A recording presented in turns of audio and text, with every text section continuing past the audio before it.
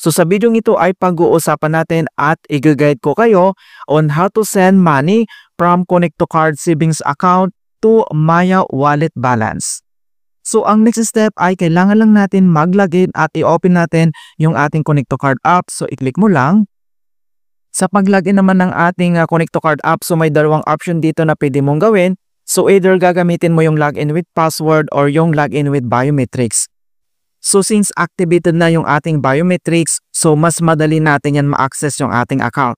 So itap mo lang dito yung login with biometrics.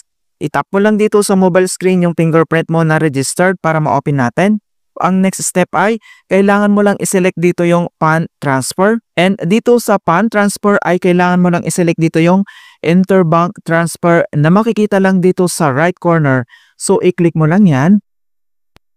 At dito sa interbank transfer, so dito naman sa searching address bar, pwede mong i-search dito yung Maya, or kung gusto mo naman mag-scroll down at hanapin mo dito sa baba ay pwede po yan. So ang isi-select mo dito yung Maya Philippines, i-click mo lang. And then dito na tayo sa interbank transfer. So dito naman sa from account, isi-select mo lang yung arrow na yan, and then i-select lang natin dito yung ating Connect to Card pledge account. So ito yung gagamitin natin yung mode of payment. So i-click mo lang. And then, to account, so dito naman sa account, kailangan mong i-enter dito yung Maya registered mobile number mo. So, ilagay lang natin. And then next, account name. So, yung full name na registered sa Maya account mo, yan yung kailangan mong ilagay dito sa box. And then, once na ilagay mo na dito yung account name, and then ito naman yung last, ito yung enter amount. So, lagay lang tayo. Dito lang sa baba, itap mo lang dito yung next.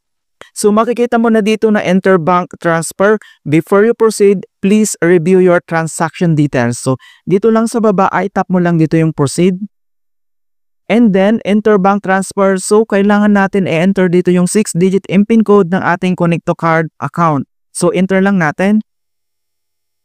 Once na-enter mo na siya, and then automatic yan na mag-process na, and then kailangan lang natin itong hintayin na ma-complete. And then naka-receive na tayo dito ng notifications from Maya. So ito na yung na-receive natin na you have received 100s in your wallet via InstaPay. And then i-open lang natin dito yung ating Maya wallet app.